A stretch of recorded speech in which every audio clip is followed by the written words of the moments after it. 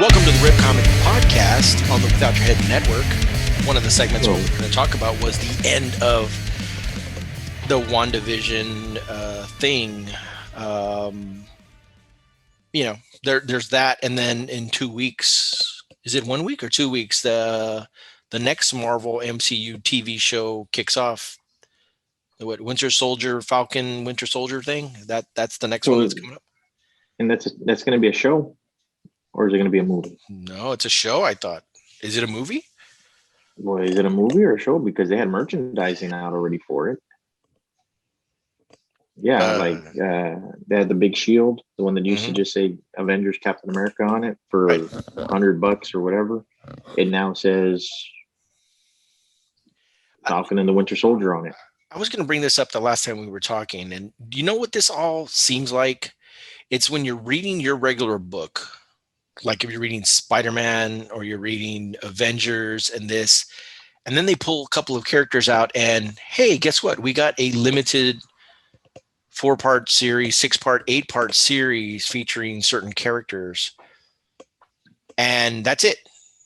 You know what I mean? Because, I mean, there's no more WandaVision show, right? That's it. That was just the... Well, no, they said that people are looking forward to season 2.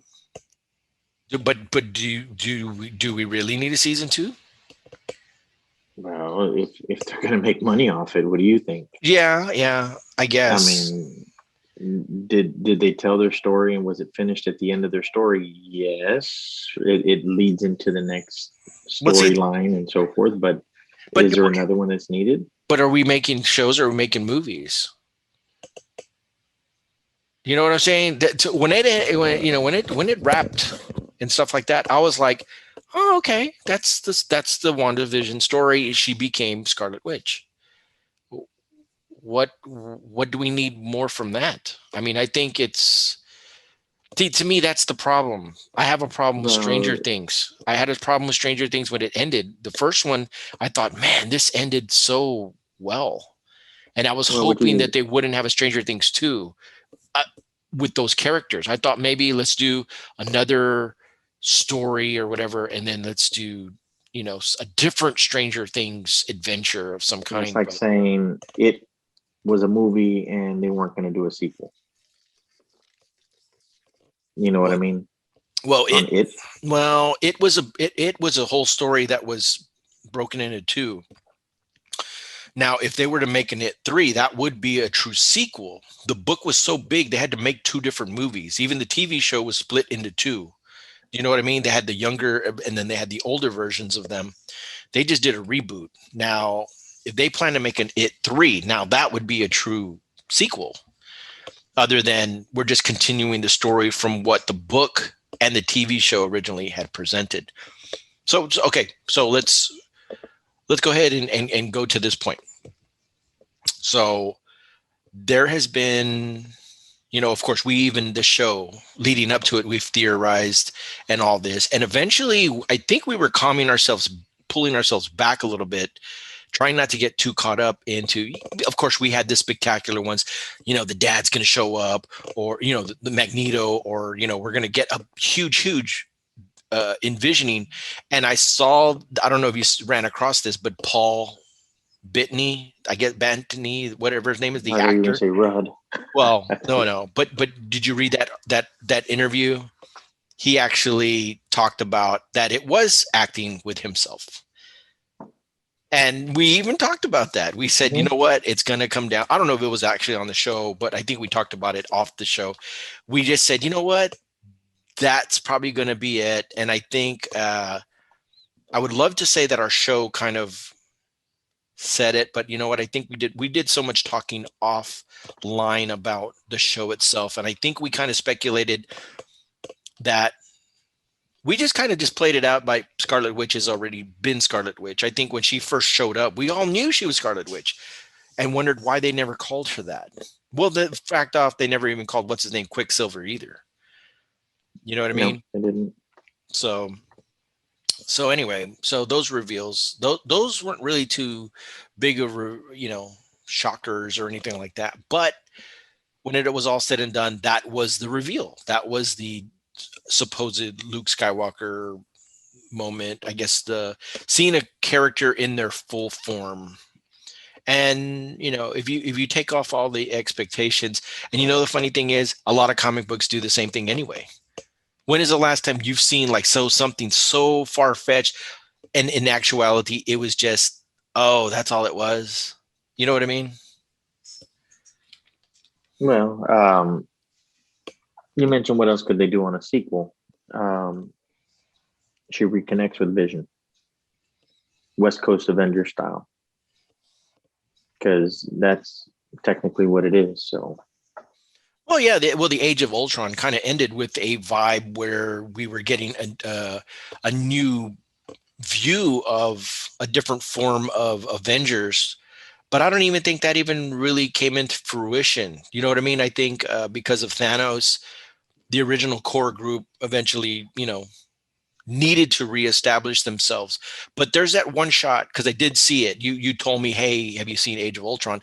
And I ended up seeing it, and it ends in that fashion where you see Scarlet Witch, you see Falcon, you see Captain America, and they're ready to form this new, you know, grouping, so to speak. And then Civil War comes out, right? And that's where we have these factions and stuff like that. But we never really get a true sense of, you know what I mean? They never really said West Coast Avengers, East Coast Avengers, whatever, Canadian Avengers, and stuff like that. So do you think that they go ahead and dive into something of this nature? Or are we going to get solo adventure? Because I think the movies are all kind of solo adventures for now. Am I mistaken on that? Well, you say solo adventures, but you're Well, going we to got have Black Doctor Widow. Strange with, Whoa, you know, yeah. well, Black Widow has her whole team that she started with. Right, but see, You know, okay, has we're the going guy from Stranger Things, has all those, you know, all of that. right, but we're going And back in time, correct?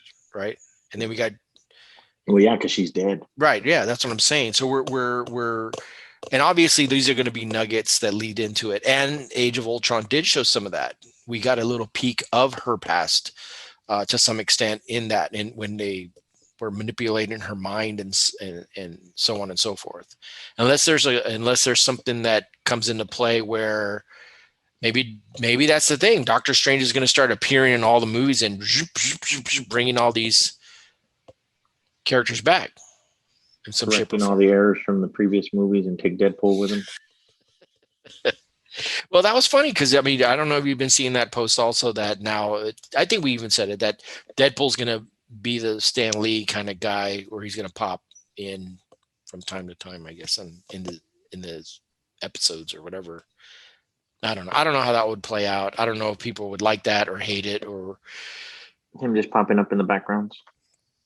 or yeah, he's just going to be a bus driver and he's going to be all in full Deadpool outfit. You know what I'm saying? I mean, is that what's going to happen? He's going to be like a clown at a party, and I don't know. I think it works in the comic book world. It would send the things down a different path. Now, okay, like the way they've been making the Thor films, I think maybe that would kind of work. You know what I mean? Tongue in cheek, and, you know, kind of playing up, you know, some of the, you know, comedy. Because I think that one has been the most comedic version of all the MCU films. Am I correct? You're The leaving one, out Guardians of the Galaxy. yeah, Guardians of the Galaxy are pretty But good. Thor tied into that recently. So Right. And so they brought in some of that flavor a little bit into, but Guardians of the Galaxy had that. See, and that was to me one of the most fun movies. And this is probably blasphemy for a lot of other people, but I've always felt that first one, it felt like kind of like watching Star Wars. We didn't know the guys that well. We didn't know these characters that well, and we got to experience these characters and learn about them and their dynamic, and that was the fun part of that movie, Guardians of the Galaxy first one. well, it was people knew who they were. You just never read a Guardians of the Galaxy comic. Neither did I. Right. So they were established characters. People knew who they were. It's just people who didn't follow Guardians of the Galaxy. I mean, come on, they have Howard the Duck at the end of their first movie. Right. And in the end credits and that kind of stuff. And yeah, and supposedly James Gunn said that there's still an Easter egg that people have not found. That to this day there's an Easter egg in that movie that he is surprised to this day that no one has stumbled across it. So I'm kind of off the first one. Yep. He said there's an Easter egg in there that was put in there, and he doesn't. That, to his knowledge, no one has ever announced it or said or anything. Maybe that's the tie-in between Star Wars and Guardians of the Galaxy. Benicio del Toro comes out in both. Yeah, he does. He does. Well, I mean, we're talking about. They hadn't even established his character in Star Wars at that time, have they? No. Yeah, I think they had. Well, at least when I saw it on video. Oh, yeah, they're okay. So let's go quick back to what I guess. I mean, we don't have to get into too much details because I mean we could be here on and on and on. What were your thoughts on the final episode? We kind of briefly talked a little bit about it, and you know what? They did stay in line with what was established and for the most part in the comics, even down to the, you know what I mean? Even down to the tier. They pretty much kept all that in play. Well, except for one thing. It was good. They didn't kill a certain character. Well, yeah, it's Disney. Yeah, well, I mean, Disney has a tendency to kill off certain characters in their movies and just not show it that they were killed off. Like a lot of the princess cartoons from a while back. I don't know. It ended. It kind of ended. I don't know what the term would be. Anticlimactic, or just didn't. It ended like Spider-Man Last Rites. It didn't end. It ended, but it didn't end. It closed off that part, but it didn't really answer anything. And for everybody's knowledge, that is a comic book run that just happened with Amazing Spider-Man. There was so much ramp up on it. It was a psychological thing. They were trying to establish a lot of connections and bring those connections from the past with the Osborns and Gwen and all these, you know, and Mary Jane was coming into play in this a little bit. I think the term they said was you'll never see Spider-Man the same again at the end of this, and nothing ever came to fruition on that. It had no climactic ending. It was just kind of like, it's just going to continue going. It was there. So, yeah. And it just went right into the next storyline, and it never finished the last one. Yeah. But I mean, it finished off the little town. It explained everything as to, for the most part, why it was there. But I mean, and without giving spoilers away and what have you, I mean, by now I figure everybody's already seen it. If not, you know, you hear voices at the very, very, very end, and some people didn't hear them. Right. You know, either they didn't see it all, or they didn't have to buy them a certain level or whatever. But there's voices in there. Those were her kids, weren't they? Yeah, but in the storyline, they get killed in the comic book storyline, and he takes them back because they were part of him to begin with. And I want to say it's either one of two people, and everybody's tired of hearing Mephisto, but he never showed his face or his being per se. And the other one is, I always forget his name. I want to say Knull or whatever his name is. Yeah. You had mentioned that a couple of times. The king of of the underworld. Right. You know, so needless to say, the voices, and they've mentioned it on several different others sites and podcasts and what have you. The voices are coming from hell. And it's not saying that the kids were bad, but that's where they were originated from. Right. In regards to other creation. She didn't impregnate herself. She did have kids, according to what they say, but they went back to the realm as to where they came from. Well, we got to understand that her being of what she is to begin with. She is a witch, an enhanced being of sorts. I mean, as far as they know, if you end up watching the Age of Ultron, they were considered the enhanced. They already had innate powers, but what the stone that enhanced their what they had and manipulated, amplified it all. yeah, and they became something that was totally something else that technically is still, she doesn't even know what the hell it is, but you are left with that very crazy shot where she walks in and then you see, I don't even want to say it, but you know what I mean? She's doing some stuff that looks very Doctor Strange-ish. Oh, You know well, what I no, mean? Doctor Strange was Yeah. doing the same thing, and they Right. said that Right. she's at that level already. The book she's reading is Doctor Strange's book, The Darkhold. Right. That's his book. Right. It was taken from him. Let me ask you this real quick. When we were growing up, did you always associate, I mean, don't get me wrong, I know we always saw it. It was always around, but there, like this connection with Scarlet Witch and Vision.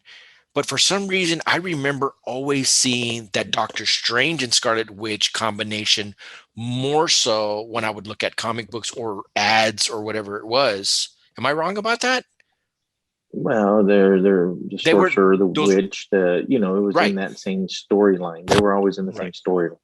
Right. But I mean, that Vision and Scarlet Witch was always kind of there. But I do remember strongly the other duo being that combination of the sorcerer and the witch. You know what I mean? Yeah. It's just something that kind of dawned to me that it's inevitable that those two would end up, coming together. Why they haven't already done so, I mean, I don't know. Well, I guess that's why it's playing out the way it's playing out. Now, I haven't researched it yet, but I was watching Endgame.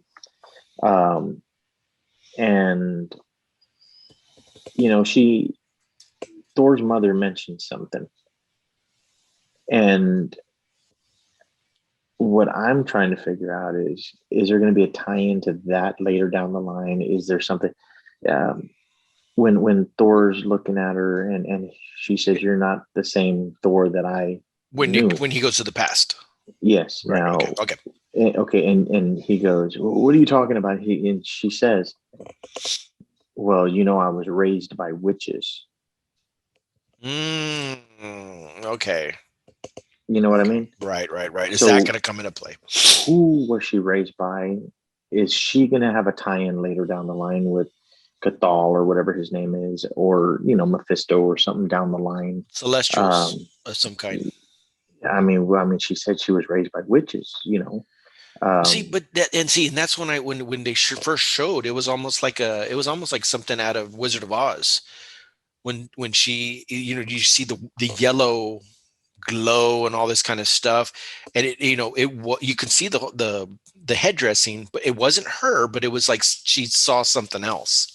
And now you got me curious now. See, everybody, and now we're all going to have to watch all of the Avenger movies because I mean, obviously they put these in there for reasons. They're not just, let's just throw in that she's raised by witches. Yeah, I mean, because she says it in the movie, and she doesn't just say it just to say it, but it's kind of, well, if you're trying to clue in on all these other things, it could seem as an off kind of line, but when you start to see it all starting to play out, it's not an offline. They have to have some outs. You know what I mean? They can't just seal a movie and then it's neatly wrapped and it's done and there's nothing dangling out there. The blip is throughout the entire MCU universe. There are holes, so to speak. There are gaps, and so there's some instability there. And of course, Doctor Strange is the timekeeper of all these kind of things, and he is, I guess, like the Doc Brown, who's not going to say things because things happen for reasons and they have to play out unless something goes astray. He did say it though. I mean, He did say it in Endgame. Doctor Strange, he's doing his thing, and you saw what he did, right? He goes, it's the one scenario that plays out, and then hence Tony Stark ended up doing what he did, and because that was the only. He said, if I tell you, you won't complete it or you won't finish it. If I tell you that this is the one that played out, and then during the fight, he looks at him and goes like this, like, this is the one. Either that or he was reminiscing to, Big Trouble in Little China. Yeah.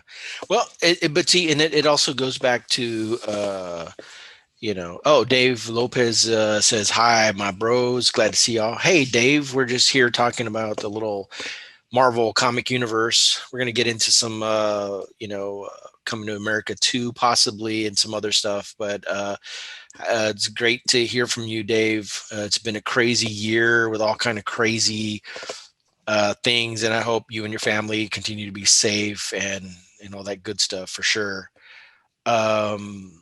It's I was thinking about this because I know that Wanda holds a lot of pain because everybody else had a chance to bring somebody back, but not her Vision. That wasn't allowed unless, of course there was some other things that came into play because of that. But Doctor Strange would have known that to begin with. You know what I mean? He would have known it had to play out that way. And he probably knows, to some greater extent, he knows everything about. And I think it would make sense for them to or he would reach out to her now that she's come into the know of where she's going. It's that, remember what she said? She doesn't know anything about it. She's not really trained. And all she has is that book. That book obviously is going to reveal to her, Doctor Strange and vice versa. The book is not just there for whatever reason. You know what I mean? Well, she has to. When you look at the book, the pages she has open, she's learning, I guess, what the Scarlet Witch powers are, because the right half of the book says, it has a picture drawn out of her, and she's basically reading out of it, and she's studying and learning, her abilities. Now, on the left page, you see a bunch of circles with emblems and shapes and all that kind of stuff. One could be the type of stuff that Doctor Strange is always, bringing up and showing and all that, with the little gold circles, as Peter Parker called it. He's bringing all these gold circles, and he said, I've been gone for 5 years. They need our help, Should those be considered runes, like kind of similar? Well, they're supposed to be different dimensions or different universes or different, like dials. It's like they're like, yeah, he's controlling everything. Yeah, because if you saw when she was there and she had her hands up and there were all these circles and shapes and all that around her, that's when you hear her kids calling. So she was tuning searching in through the different dimensions and different, parallel universes and all that kind of stuff, looking for her kids. Which, is it going to be, Wanda and Doctor Strange go to hell, or is it going to be, she could be manipulating stuff that she doesn't even understand just yet, and she could, she's looking for them. But yeah, I see where that would go for sure. And now, granted, she was. I mean, was she looking for them, or did she just come across something and hear it? Right. It kind of. There were cries for help, weren't they? Yeah, they were screaming for help. They were screaming for help. Or could it be a red herring to try to bring her like bait? I mean, that's an option too. That could be a scenario. You did see the Easter eggs, the 2 follow-up scenes that were in the credits. Yeah. Okay. We'll talk about those in a minute. But go ahead. You were saying. I was going to say I guess I need to correct myself. I said Thor's mother. Okay, Frigga raised him, but wasn't his real mother. But she did raise him. And she did state that she was raised by witches. It says here in Endgame, because I looked it up, it says Thor's mother said she was raised by witches. And, she did say it in the, and then it asks, is this true to the comics? And let's see here. In the comics, Thor's mother was the primal earth goddess Gaia. Spelling has shifted around since she was originated. Let's see here. And Gaia was not raised by witches, but that's not. It says Thor was raised by Frigga, Odin's wife, as her son. Frigga's origins have never been discussed that this person knows of, but she was an extremely capable and powerful spellcaster, in addition to being a Valkyrie level fighter. Did those two Easter egg scenes, did they give you anything? A lot of people are kind of confused at those scenes, and I think, was it a pre-recorded scene, and did Darcy not get paid for the last episode? Is that why she didn't come out at the end? They said, oh, she didn't want to stick around, she left, right. Was she, that just seemed kind of weird for them to offer that explanation whenever it was kind of like, they show her come and slam the car into the side of the truck and trapping him in there, and it's like all of a sudden, boom, she ran off, yeah,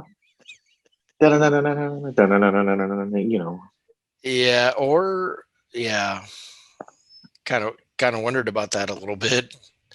I think it's funny how that kind of plays out sometimes. I thought about that afterwards. I guess that was one of the things that I was kind of thinking about as well, just along with everybody else. Trying to look for one more thing. I guess I can't find it right now. Okay. Did they offer any explanation to who he called him Quantico? Oh, they said Cliff. That was the name that they did say. Okay, what's Cliff? Yeah, I did get the name Cliff out of it. Robertson or Cliff who? Well, they didn't say. Yeah, they didn't really. Yeah, it's another tie-in. Yeah. They really didn't. They really didn't. Power comes great responsibility, Uncle Ben. Yeah, they didn't speculate anymore. But obviously, that could be a character that comes into play. Would you? Okay, let me ask you this: would you rather see the agent and Darcy, or Rambo do an adventure with that, or continue on with a WandaVision? Because very specifically, this was created for that connection of those characters, and it would give rise to. They've already said Monica Rambeau's coming out in another show already. Right, she's going to be part of of another show. Right. And well, I mean, who's the person she's supposed to see? Is it? Supposedly. Samuel L. Jackson is now in space. Right. Yeah, we do see that. In Shield's. Are they supposed to do Skrulls? Is that what it is? They're supposed to do a Skrulls type space program or show or something like that. But I think I remember. That's where the new Shield ship is. It's a spaceship now. So he's up there now. Is that who wants to speak to her, or is it somebody else that wants to speak to her up there? Yeah, like Fury. Yeah. Reestablishing a cosmic grouping. Do you think maybe this is where we're going to see Fantastic Four? Well, that's the thing. Did Cosmic Ghost Rider, is he coming in? Is the space what is it, Space Venom? Here we go. Is that going to be, are they going to tie in? Here we go. Well, see, they were trying to do that rocket stuff. They that's what I liked about Venom. They were establishing those rockets and are they going to tie in Knull? Bring him to the movies? You know what? That's funny that you mentioned him. His first action figure is about to hit. Did you see that? It was in Twitter. No, I didn't see that, but what I did see is I typed in comic news and it said there that apparently an Avenger that they tried to kill Knull years ago. Yep, not a new character. They said that they tried to kill him years ago, or they were calling him something else, or what? I didn't even get to read it. Leave it to Donny Cates. Leave it to Donny Cates as he's going to leave. He pulled an older character, so and that could have been a character that he pulled from somewhere else. If anybody out there is reading this, nobody found the Easter egg to Venom #1 either, did they? Yeah, I don't think they did. He says that nobody's found it yet.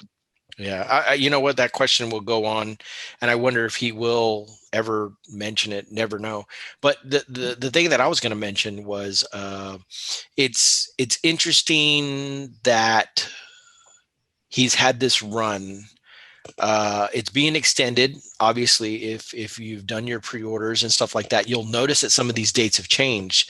The Venom 200, the Legacy 200 issue, it's not Venom 200. Just I'm going to warn you guys: if you try asking your comic book retailer for Venom 200, that is not what it's called. That's the Legacy number. It's known as the 200th issue of Venom. But what is it's actually Venom 35? Is that correct? 35. Okay. Venom 35 is the actual issue. So those have been delayed. Now, well, those are being delayed because of King in Black. The King in Black run is being delayed. So the domino effect, there's at least, what, 8 different comic books or so that are connected, that are all part of the list. So everything got shifted. They were citing delays or something like that from the artists and writers and whatever. Do you really think that's what it is? Or do you think they're not getting as many cells in the Venom 200 that they want to give it more time to raise those cells? I mean, well, you're also looking at the price of the book. Was it $10 a book? Yeah, $10 a book. With 13 covers, incentive ones, just 13 different variants. Mm-hmm. And then you've got all the incentive ones. It'd be pretty embarrassing if one of these artists just their book didn't really sell shit, right? I don't know. I think it's a thing to raise more, try to make more sales. Maybe they're offering more incentives. Hey, buy this. We're gonna throw in another. I mean, because I haven't heard anything of a McFarlane type of McFarlane. Okay, mind you, McFarlane will not draw anything for this, but usually they resurrect an older frame from an old comic book, and it's usually Venom, and that becomes a special cover, and then they make it either a sketch version or something like that, and then they market it, and that book alone has commanded thousands of dollars in the past. We've seen it with various milestone issues related to Venom and Spider-Man. We've seen this happen before, so I don't know if we're going to see something like that. How convenient is it that Donny Cates is writing Thor and he's writing Venom, and supposedly the only Marvel hero who can defeat Knull is Thor. Yeah, and don't both his titled books. And don't forget, he did Silver Surfer Black, and he had to battle Knull. So that's another being that he's actually had a hand in. In the past, he's done series with the Cosmic Ghost Rider. He's done the Inhumans, I believe, and then he's also done Doctor Strange. He got on the charts, so to speak, and everybody's radar prior, but as far as becoming a Marvel figure, he started doing some Doctor Strange stuff, and that really caught everybody's attention. And then that's when he started having these other opportunities to work on all these characters. It was what the hell was it? Marvel Knights, I think that's what it was called. He resurrected something in that vein where you got to see, Ghost Rider and I want to say Punisher and all these other guys, Daredevil. And so he had a little mini run of that as well. That's why anytime you write something like Doctor Strange, I mean, that's like writing Back to the Future. You got to be able to cross universes, keep everything within context. If not, it throws everything off from all the other books, and it just. Or it's a great way to rewrite stuff to send it in you know what I mean? And the thing is that Venom, even before he got into the Thor book, before he started writing Thor, he found a way to put Thor. It was Thor, God of Thunder, number, I'm drawing a blank, 6. I think it was number 6 or something, or number 4. Number 4 or number 6, it was an issue where the God Butcher gets the Necro Sword, and there's one frame in there. And they're saying that was Knull. So that was the cameo appearance of Knull in a Thor book, God of Thunder, a series that he had no hand in, but he plucked that out. And then the next thing you know, Knull's coming and we have all this Knull madness. Do you, yeah, I know we already jumped subjects, but real quick, is Knull who we expected him to be? I think when the King in Black, that first issue popped up, it was so like in your face, shocking, the things that were happening there. How do you feel by now? There's been at least, I don't know if you've kept up with it, but is he living up to the title of, King in Black, or has it just been kind of, I've seen more dynamic shit happening with Eddie Brock and his son, more so than I've seen with, you know what I mean? It seems like Knull's becoming more beatable as we're moving along here. Yeah, but what you're also looking at is, you've seen what he's doing to Captain America. You've seen what he's doing to all these other characters. He's kind of being stretched. So unless you're reading each of these books, you're getting the in betweens. Right, you're getting the in betweens while he's fighting all these other guys and almost killing all of Marvel Universe. So I'm not getting the full effect by not reading. Unless you're reading that's the way they do it on purpose. Exactly. You have to read to get the full effect of what's going on. Yeah, I guess I kind of figure that. Well, I guess there's still big chunks. There's still 2 massive chunks that are coming for King in Black. I love the way that they kind of cliffhangered the end of it. I think it was, both books, Venom and King in Black. I love that. I'm not going to even talk about it. I think everybody needs to go find those issues and stuff like that. These are pivotal changes. Oh my God, I just figured it out. Eddie Brock's going to become somebody entirely different, and that's the book that what's his name's going to be writing, isn't it? And we're gonna lose Venom for a little bit until he's reestablished in some shape or form. That's what the delay is? Did they solicit? I didn't even look. Did they solicit an issue 36? I hadn't seen it. I hadn't seen it either. Well, they can't. He said 35 will be. Well, 35 will be his last. But that's what I'm saying. His last and Stegman's last. And that doesn't mean it ends there. It could actually. No, it just means it's their end. Yeah, it's their end of the role. So it means it starts up a whole new series, and it starts. But there should be an issue 36 somewhere then for solicitation. Let's just take a gander while we're doing this. Let me. Do you think that's they haven't really established? I mean, he will be doing the typical Thor, and he's doing also his other books for Image. What volume are they on? Of what? Venom? Of Venom. 4? Yeah. Isn't it 4 or 6, right? 4? I thought it was 6. 6? Okay. You know what? There is no Venom book being offered for the thing, dude.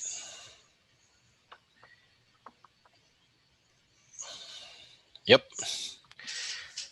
So what do we think about that? There is no Venom 36 and there's no Venom 1. So what do we think of that? They're going to come out with something else to keep selling that name. I mean, you've got in the past, there's been books lay low for a little bit, and then they find like they do a little run of Venom Poison X and Venom Venomized, and then you've got all the different ones that they've done in the past. He'll come back in another book, but it'll just be like another reboot or another fresh start of the character, but they're going to have to find its origin, or not necessarily origin, but where it kicks off from. Yeah. How do we bring him back, so to speak, or where is he dormant, or where, cause I'm going through here. Obviously I'm not looking for a big, huge spoiler. Do you think he'll be part of this Heroes Reborn stuff? I hope not, dude. And I googled Eddie Brock comic book, and nothing came up other than the histories and all that kind of stuff of previous books that he's been in, but nothing saying that there will be an Eddie Brock comic. At least nothing just right out there. All right. So well, I don't know if that was answering anything, but my thing was, where does it go? And there is no Venom. So that's no, we're not going to have a Venom book unless this is part of we've had Venom, we've had King in Black, we overloaded the whole universe of Marvel for a little bit. Let's go ahead and lay low for a little bit and find a spectacular way of bringing back the return of Venom or Eddie Brock, or, well, I mean, because like right now, there is not a Ghost Rider book. Right now, there is no Punisher book. Right now, you know what I mean? Those are some characters right there that, those are regular characters that we usually end up having runs for a while, and then right now there's nothing from those guys. So, is it, brother? Everybody better get their Venom fix, because who knows when we're going to see the return of Venom. Who knows where he'll sprinkle up, so to speak, or where he's going to be hiding or whatever. You're going to have to comb these books so carefully, because this is the crazy thing, is that we have all these characters that are kind of, you know what I mean? They're all kind of crisscrossing in that universe. He could spring up anywhere if they really truly wanted to do that. Well, I mean, it's going to depend on where they leave him off. Or whatever they're doing with Eddie Brock, because obviously there was some crazy stuff. Maybe we should start looking up Captain Universe. What the hell is that? Because I guess I kind of revealed what I was what I didn't want to say. Ain't no spoilers here. But I mean, that's is that not what they were calling a certain type of whatever was?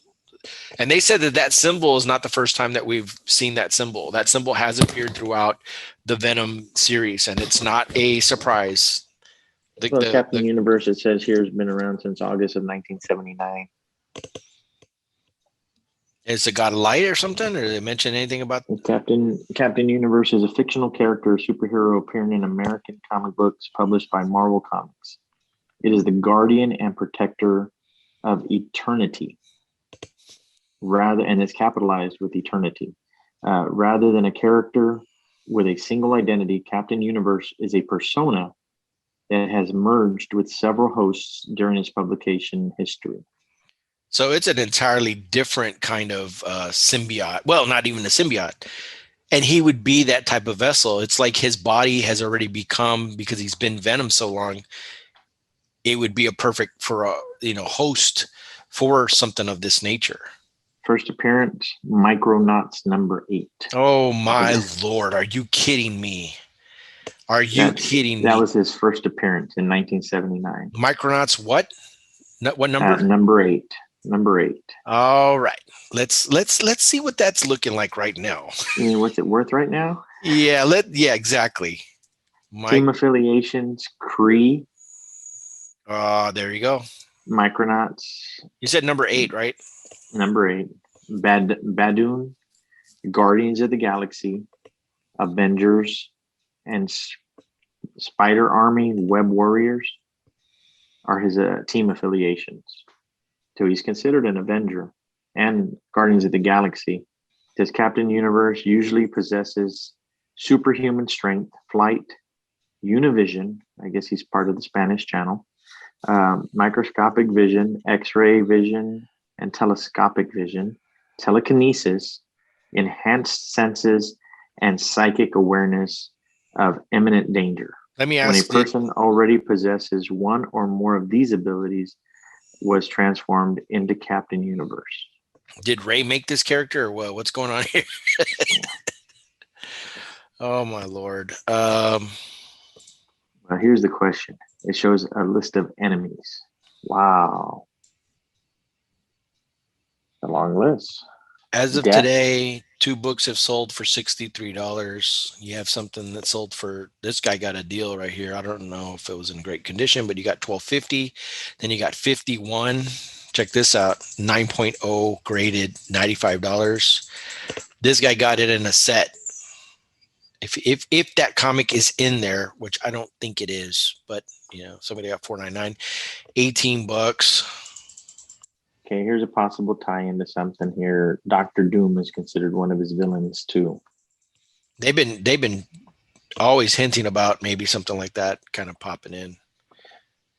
Yeah, this book. If you don't already have this book, you expect on the low end, maybe you'll get a rough copy for like $10-12, and then you'll get a decent copy for about $20 maybe, because that's what I'm. Frankie Ray Hobgoblin, Kingsley version of Hobgoblin, I guess. Hulk is considered one of his villains. Hydro Man, Gen X, and there's 3 pages of villains, so that's just page 1. Right. So there you go. His book's already on the charts. So if you don't already have a Micronauts number 8, which I'm pretty sure you could have bought it for like 50 cents or a dollar bin. Still have it in the 50-cent bin. Yeah. There's some people that don't know about this, and now thanks to this show, maybe that but everybody's there's gonna be a spike in Micronauts number 8. And they've been hinting that they were trying to get a Micronaut movie. Maybe they'll drive micro machines, and Ant-Man will come out. The Micronauts connect with who? Transformers. So we're gonna actually get Transformers mixed up in this. I don't know. There's more than meets the eye there. Wow, wouldn't that be some way to bring back those guys into the universe, so to speak? Huh. I'm gonna look that up. I think I did see something about the Micronauts movie. Yeah, in 2019 it says Micronauts is now scheduled to arrive June 4th, 2021. Is this for real still? In 2019 they got the director. 2019 they're promoting Paramount removes Micronauts movie from a release calendar, and that was in 2020.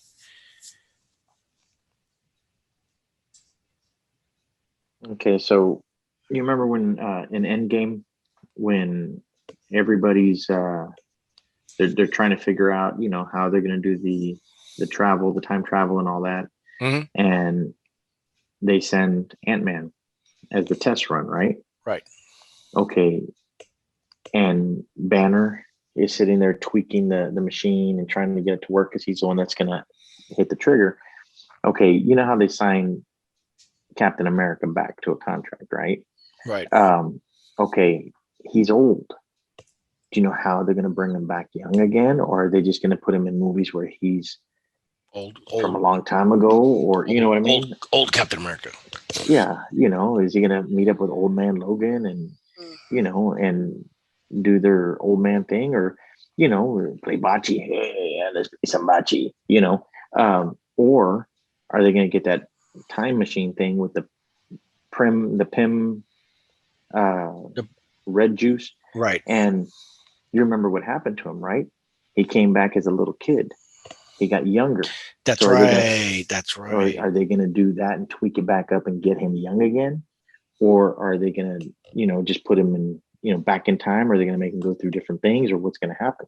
They're going to desperately need him. So that would be one of the solutions, I guess, to use, since they've already kind of did that before. I guess that would make. Yeah, because in Endgame, I mean, you see him go all the way down to a baby.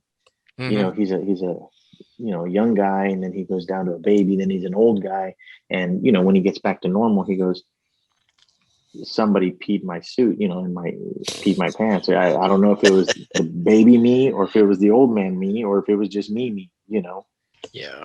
Interesting. So there you go. Captain Universe is already going a little crazy right now in the eBay world. So I guess we'll just kind of we'll be able to see a little bit how that kind of plays out on that end, which is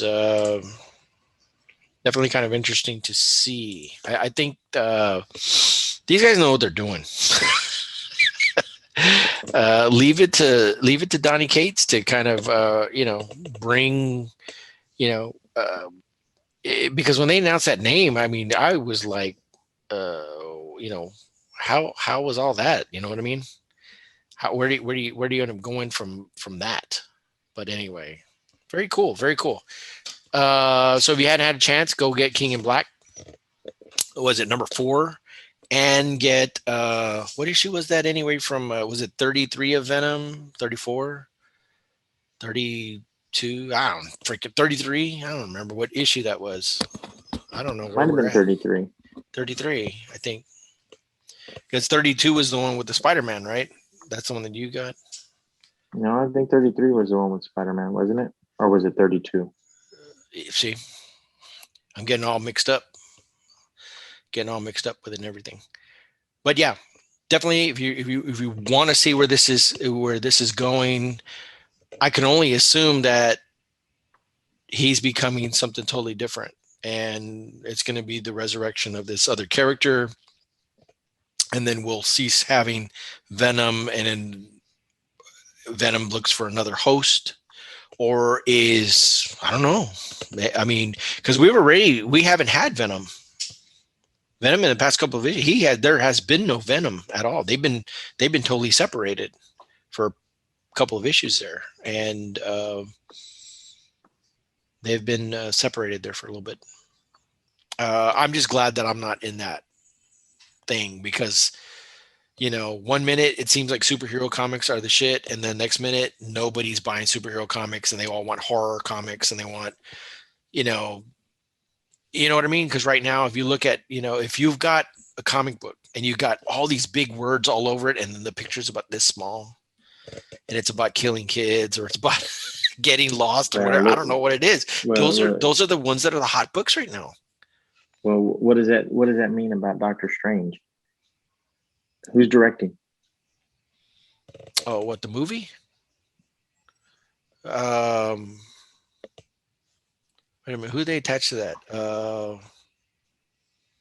I remember. It's a horror director. Yeah, it is a horror director. God dang it, Sam Raimi. Mm-hmm. Yeah, that's right, Sam Raimi. So they're saying it's going to be as close to a horror movie as you can possibly think of, because they had somebody else before, and they switched it over to Sam Raimi. But his horror is. Have you ever seen a film of his that is just outright horror?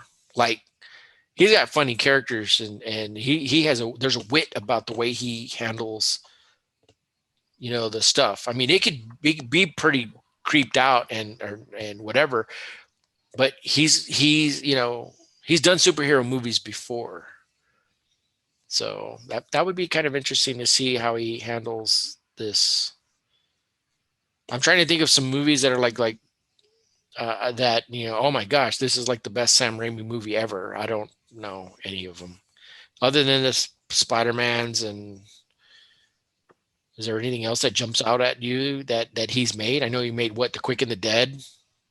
Yeah, I think Chronicles. Great. Yeah, first person in the cast. It's I don't know. It's just sorted by star meter. Obviously, Elizabeth Olsen. You got Rachel McAdams playing Christina Palmer, Dr. Christina Palmer, and then you got Benedict Cumberbatch being Dr. Stephen Strange, Mordo. You got his America Chavez is coming out. That book just popped out too. That comic book. Interesting. So that's going to establish her. That's Doctor Strange, the Doctor Strange movie. America Chavez is going to come out. That book just popped up. So I can only imagine what's going to happen to that book being, wherever her first appearance is. I'm not certain if that's her first appearance or she actually has something else, but that should be kind of interesting to see. But yeah, so Doctor Strange and the Multiverse of Madness, directed by Sam Raimi, is something that is definitely on everybody's radar. 2022. I mean, it's still, it's still a ways off. But I wanted to showcase some comic book artists and friends that have actually reached out to us through Instagram and Facebook and stuff like that. And this is the first one. It's our good friend from across the pond, DJ Devereux. He's actually affiliated with this project. Last time we saw him, we still haven't got an interview, a formal interview with him. He had a couple of projects in the works. He had a piece should appear in heavy metal. That's still pending. We don't know when exactly that will appear, but they wrote a piece for that, and that should appear sometime soon. And this was announced back in February 15th. We haven't had a chance. We shared it on our site, but we hadn't actually had a chance to announce it on the actual podcast. So I just wanted to make mention, producing the End of the World anthology. The talent was announced, and this post basically is saying they had 158 submissions, over 100 which were scripts, and then in the last 2 weeks they started going through all this stuff, and then they whittled it down to the talent that they wanted. So this is, I guess, the project that they're doing, producing the End of the World. It's a producer and the whole world's there and it's all just falling apart. They announced all these artists, and it's not till we get to producing the End of the World writers. And we click this link, and there he is. There's our friend. DJ Devereux guy. He's on Instagram. Hit him up. Become friends with him. See all his shenanigans and all the great stuff that he does. He's a comic book collector. Obviously, you can see right here, and he is currently working on the next thing. If you want to get the inside tip on whatever's coming, hit up DJ Devereux. He's going to be part of this project, producing the End of the World. And he's one of the writers that are associated with this particular project. Congratulations to DJ Devereux on this. And it's something definitely that we'll keep an eye on. And whenever it's the appropriate time or whatever for any other purposes, we'll bring him on and we'll talk to him, just to catch up and talk about him. Another thing that we actually had on our page, and we had it on our Instagram, and we even we put a link and we talked about it. I want to say maybe about 2 weeks ago. It was from Monarch Comics presents Beowulf. And they reached out to us. They were letting us know that this was a project that was being worked on. And we shared the Kickstarter. And it was, we're looking at here on the Facebook, by the way. It's a Monarch Comics presents Beowulf. If you actually go onto these sites, you can actually see the Kickstarter. And this is the cool thing about it. So just to catch people up, this is the Beowulf Kickstarter, Beowulf issue number 1. What they were looking for were the completion funds so they can go ahead and print actual issues of the book. We went through all the steps of all the things that you can buy if you put money into the project and all this kind of stuff. Their goal that they had set is going to conclude March 18th at 6 p.m. Central. Their goal was $1,500. They're right now currently at $2,767. That's 164 backers with 10 days to go. They've exceeded their goal, which is awesome. They're almost at double of what they were asking for.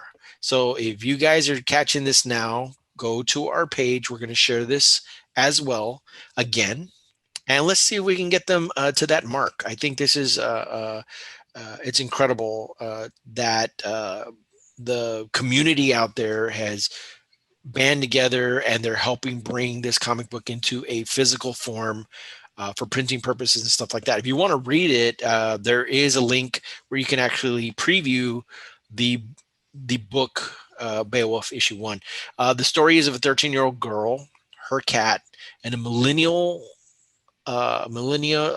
slacker. I'm sorry, and a 10-ton dragon. And so Grant Lankard has this active. So, you know, there's different ways to support it, and there's different incentives. And if you want to become, these are little previews. We're actually strolling through some of the preview pages of the book, and it is to bring this to life and put it into print form. So I'm so proud that to hear that it's so close to doubling its goal, and it would be great to see it March 18th. They're still a good 10 days away from achieving that, and it would be great to see it hit that mark. So definitely look on the Rip Comic Podcast Facebook, and I'm going to share this on Instagram, and we're going to try to get it out on Twitter also. We're going to try to see if we can help push that book over the mark. The cool thing about Instagram and Twitter and all that kind of stuff is, you know, we do this show. It's pure passion. We love talking about comics. We love everything about comics. We like movies. We like television shows, whatever. Sometimes we just talk about something that is even not comic book related. But from time to time, we end up making friends and meeting new people all the time. And I want to extend this invitation to anybody that's in the creative. If you have a project, if you have a character, if you are in the beginning phases of working on a comic book or a story or a comic strip, whatever phase you are in, and you want to talk about it or let us know about it so that we can talk about it, please reach out to us and we will try to throw some support and all this kind of stuff. This next one that I'm going to show is one of those individuals that reached out to us, and they brought this particular project to our attention, and we actually are going to take a look at this. You can see this, right, Rich? Yeah. Okay, what it is, it's the game book series, and I'm going to go to the Instagram so that everybody can see what it is. And right there, it's called the Zombie Game. So if it's a zombie horror comic, it says terror-filled ride into madness. When this game ends, the dead will be the lucky ones. Free issue 1 of our horror comic. So you go to the Zombie Game, go to their Instagram. There's a link right there. We click that link, and right there at the top, get the free issue, and there it is, the Zombie Game. It's a teaser to the full 134-page graphic novel, and according to, if you just read that first little paragraph, they're excited about this first book in the series. They'll be launching the Kickstarter where you can read the full book March 30th. So it's the end of this month that they'll be launching that Kickstarter. So follow them at Instagram at the Zombie Game, and get into it. I mean, this is the ground level. I mean, you're always looking for what is going to be that next thing. Hey, jump on it. If you like horror, you like independent stories, you like something a little bit different and stuff like that, give this a shot. Go make friends with all these pages, like them, follow them, and support them as they're getting set up here. But also they're on Facebook, they're on Instagram, and if I'm not mistaken, they should be on Twitter. But I want to thank Ms. McGinnis for reaching out to us on this, because stuff like this, there's all kinds of books. We look through previews on a regular basis. We're getting news from all entities that are out there and stuff like that. And we're always being told about, hey, buy this, buy that, buy that. But when we have people like this that reach out to us and they, want us to take a gander at something that they're creating, it is awesome to kind of be on the ground floor on this. At some point in time, we've kind of took a stab at creating a universe and characters and all this kind of stuff. So when they're going through all this phases of getting ready to publish and create, we love to support and get everybody in the know of these particular projects. So definitely go out and get into the zombie game. Go to all their platforms, like it, check out the preview. It's there. Get into it as it's starting. You got Beowulf issue 1. Let's go ahead and get them to the next level. They're almost double the goal that they were setting. They got 10 days away. Get into that. And then follow my friend DJ Devereux from the UK. He's got he's one awesome dude, and I can't wait to see his stuff in print or digital. I've been lucky enough where he's actually sent me some preview stuff that my gosh, when this stuff comes out, it's gonna blow your socks off. I'm not at privy to reveal what any of that stuff is, but he did let me see some of the projects that they're one project in particular that they're working on, and I just know that this is it's pretty badass, and I think go make friends, and maybe you'll start getting little sneak previews of that as well. I can't believe it. I mean, well, March 10th is another Comic Book Wednesday. Is there anything on your particular radar that had caught your attention for this coming up Comic Book Wednesday? Amazing Spider-Man 61. I like the two-tone covers. They look pretty cool, as well as the Immortal Hulk. Yeah, let me click that one. Okay, you're specifically talking about the two-tone Choi cover, and yeah, I like the Hulk one. It looks like and that one also, that right? Kirby looking Incredible Hulk. But then the Immortal Hulk 44 cover that I would like to get is the Bennett homage variant. Okay, I see it. Okay, I'm going to click looks those like up. That old school one. Yeah, I'm gonna put those on the screen right now so that people can see what you're talking about. What we are looking at currently, guys, this is the stuff coming out for March 10th, Comic Book Wednesday, and these are the particular books. You know what? I remember seeing the early art, and it was just kind of like a little, just a quick glance at it, but just looking at it like that, that's actually looking a lot better now. And I've seen the other ones, even the Doctor Strange, and we had some of the other characters as well. Thor is another one, correct, if I'm not mistaken, and yeah, Black Widow. Another one. And there's some other characters, but this is a Spider-Man number 61 that he was talking about. It's the variant edition of the Choi two-tone variant. There's at least 6 to 8 different covers, I think. I don't know. There might be the two-tone ones. Yeah, two-tone. Yeah, you got, I think, Black Panther. You've got. Well, I mean, coming out this week though, I think it's only this one, the Incredible Hulk, or not. The other ones are Hulk. The other ones are staggered. And or no, some already came out. Doctor Strange, I think. Strange Academy. Yep, Strange Academy. That one's coming out this coming week, and I think those are the only 3 of the two-tone ones. So right now we're taking a look at that Spider-Man two-tone, Amazing Spider-Man. This Hulk one looks pretty badass. The Hulk 44 two-tone Choi. Is it Kirby? The Kirby Hulk version looking thing there. It looks like if all he needs is the purple splash, and it's your action figure, dude.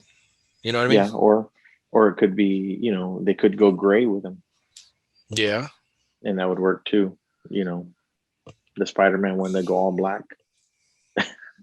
And this is that's the cover that I like. The homage. Yeah, the homage. We're looking currently at the Immortal Hulk number 44 homage cover. Was it Bennett? Right, Bennett cover. I think that's his name. The artist. Yeah, Bennett homage variant. Now, did you notice the other cover? There is another cover.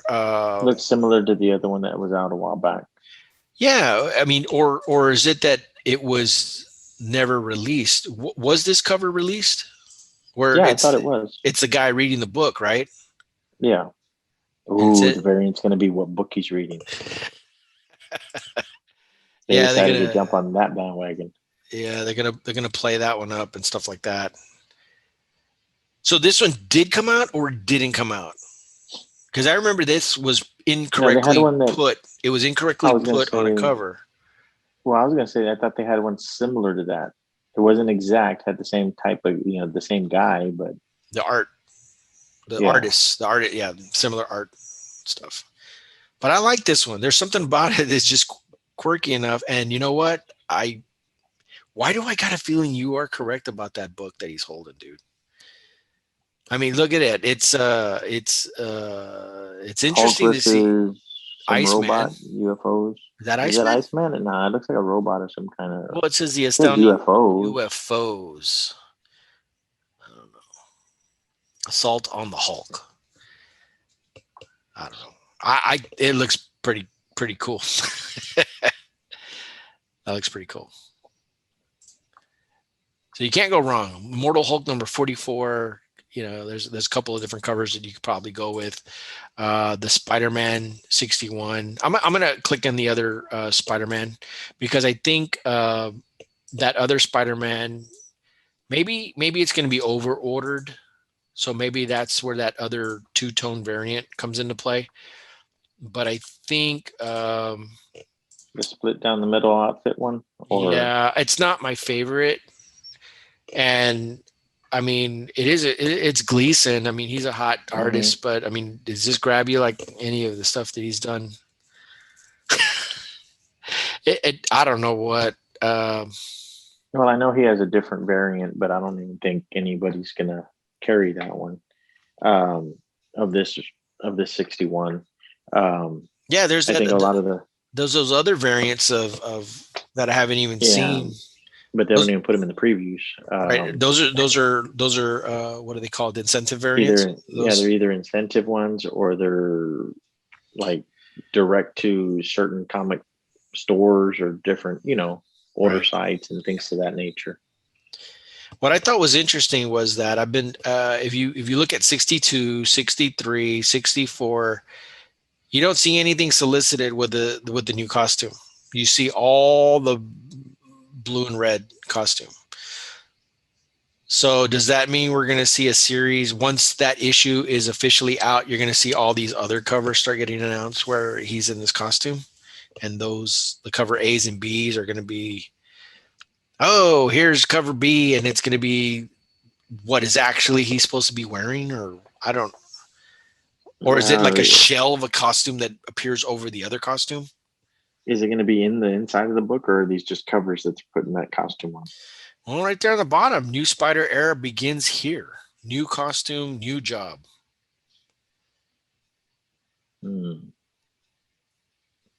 So, or maybe they're just going to cancel all the other covers.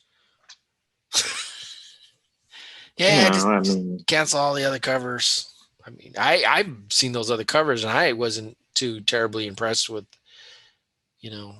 anything. So what's your take on the nonstop Spider-Man #1 that's coming out? The artwork is very impressive. Now, they got a bunch of different artists. I mean, you got Alex Ross doing one. You got is it appearing on my screen right here? You can see the previews. Yeah. The Bachalo one is a wraparound cover, but it has a vulture in it. And I mean, that one looks pretty cool. The die cut one looks pretty cool too. I like that. Young always has really cool covers. I like the Young covers. There's a lot of cool cover. Yeah, the Scotty Young. Yeah, but that Bachalo wrapped variant, that one looks pretty cool. Just the vultures in there, it's so tiny. I'm curious. You got to click on it. Yeah, why is it? Well, because it's the wraparound. They want to show both sides of it. See what I mean? That's pretty wicked. I've seen this this artist do other covers before, but yeah, that He one's kind of pretty. threw a lot of different villains in there. You see Doctor Octopus at the very top. You And see you the got, Rhino in the middle. You've got the Gator down there at the bottom. is that Venom, Lizard Man. or is that a different Lizard kind Man. of Venom? Where's that? Is that supposed to be Venom or some mechanical Venom, or what is that? Well, Venom has his mouth open. Isn't he the one busting Yeah, through the name? yeah. Vulture. You got Rhino. You Is got that Jack Skellington under Doctor Octopus under his chest? yeah, I see that. And there's that Spawn over there in the back next to Vulture's head. No, I'm just kidding. What is this? Is this the Hulk upside down? What is this dude up here? At the very top. See that? Scotty Young's version of the Hulk making his appearance. But definitely a pretty wicked cover. I'm very curious of it. I like the nonstop the J Jonah Alex Ross cover. This one is a die cut cover. What do you think of that? It's actually Yeah, cut, well, and then you yeah, open it up, and then you're yeah, gonna, and then it'll have the and regular cover in it. yeah, there it is. What do you Yeah, think of that? I mean, it looks pretty cool. I mean, I think out of those, I like the Scotty Young cover. I really like that wraparound cover. Um, but I don't know if it's a book that I'm going to pick up on. Right. To me, it falls into the realm of, I always will. Spectacular Spider-Man, Yes, Web of yes. Spider-Man, all the Web, little yeah, side Spider-Man ones. all the side Spider-Mans, which is the universe you follow.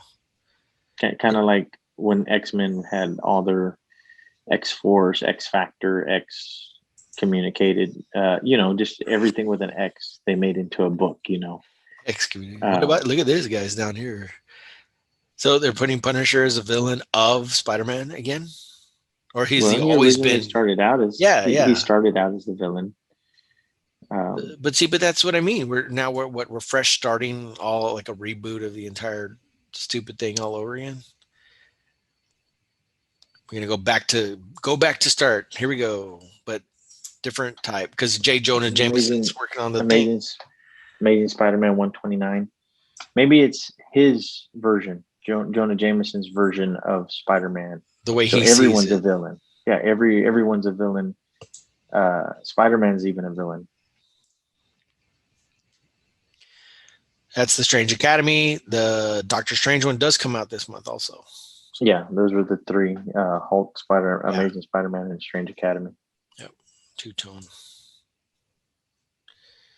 Definitely. And you got two other covers, if I'm not mistaken, for Strange Academy. You got the Spotlight characters again, and then you got all the kids getting in trouble at the parent day. I guess they're all waiting to see what's going to transpire with that. For me, I didn't really see much of. I mean, there's I think the last Wolverine, Black, White, and Blood comes out. Yes, that actually that was one of the ones that I picked. I picked Wolverine, Black, White, and Blood. Yeah, it's been pretty impressive. Each book, I don't think any of them have let anything down. They've all been good. And then I picked this one just because of the costume. Anytime you get a character, regardless if it's good or bad, I think that it's going to be a book that will get picked up. And you just kind of just put it away, see what happens. I think when the costume became black, lo and behold, the book's now, one of the most sought after. Well, each one of those are one of the most sought after. Secret Wars number 8 and Amazing Spider-Man 300, and other than being a milestone issue, that's a pivotal move and a launch of a character. And then just the fact that he appeared black, I think there was like at least 3 different books. Spider-Man 252. But it's not around the same time. But you know what I'm saying. There's key moments where the black costume became something. However long this lives, who knows? Maybe it's a couple of issues. Maybe it goes away. Maybe, it's just something a little bit different for the time being. Maybe it's an alternate costume altogether.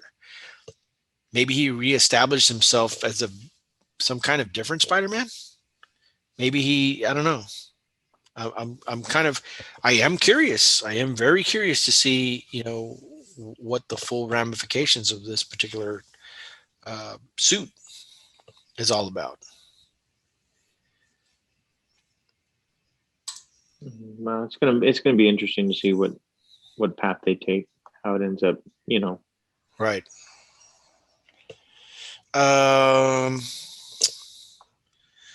Let me see real quick. There's 3 other books that I had for Comic Book Wednesday. This is one of them. Let me click that for you. All right.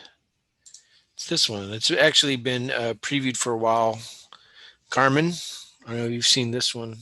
I don't know if you've seen some of the stuff across the internet and stuff like that. There's a couple of covers that this is going to be. It's on from Image Comics. Spanish writer and artist Guillaume March is best known for his ongoing extensive work with DC's comics on Batman, Catwoman, and Harley Quinn, and has worked as an artist on several graphic novels, including the English editions of Monica with Titan Comics and The Dream with Europe Comics.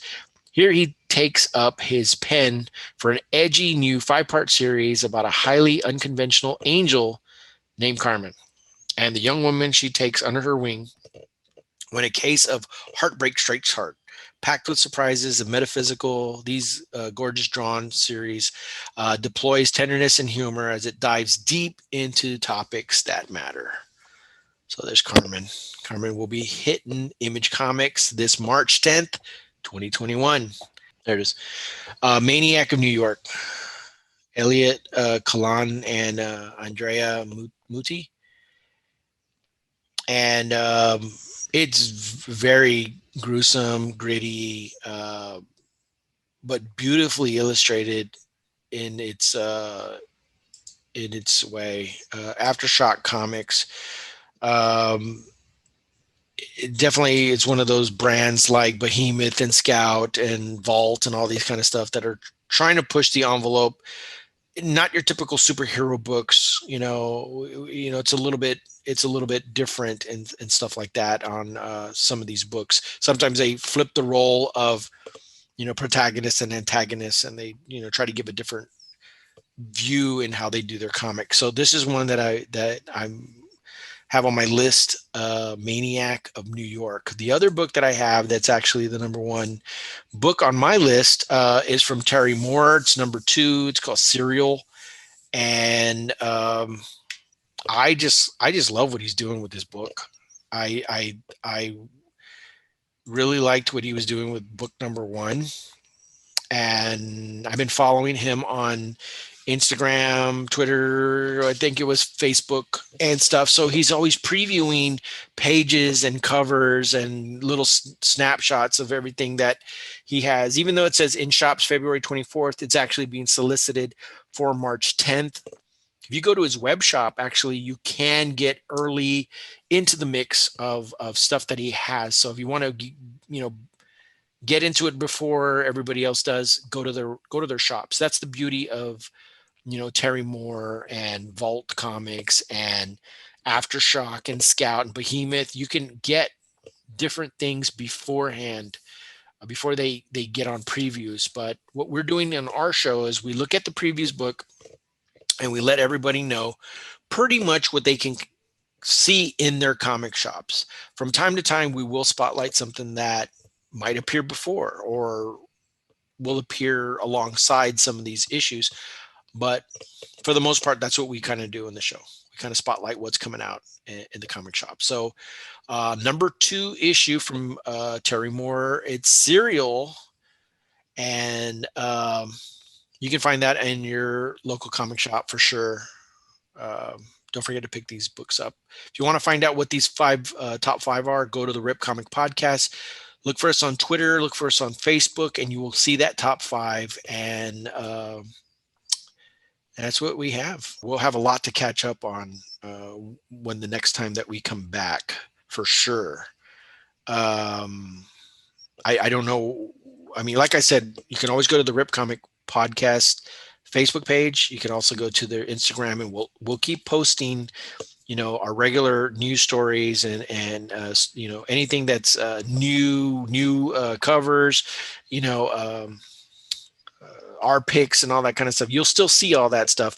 It's just we're not going to have a regular show or anything like that for at least a month. I want to thank everybody for listening to the Rip Comics podcast tonight. If you have any questions, if you have any comments, or if you work in comics and you want us to talk about them and promote them and all that kind of good stuff, reach out to us on Facebook, reach out to us on Instagram and on Twitter, and let us know what you have, and we'll get it out there and let people know about it. But for my brother, Rich, I want to thank him for staying up. And like I said before, this episode will be the last episode just for a little bit. And we'll come back probably that second or third week of April.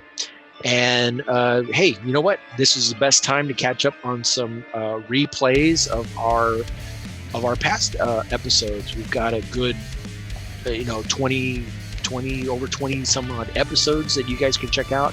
Lots of good stuff there, and go ahead and check it out if you haven't heard any of the past episodes. Great time to get caught up and check it out. So for the Rip Comics podcast, I'm Rob, and this is Rich. Rick, Rico, which one? You can call me anything, just don't call me late for dinner. There you go. And we'll catch you next time.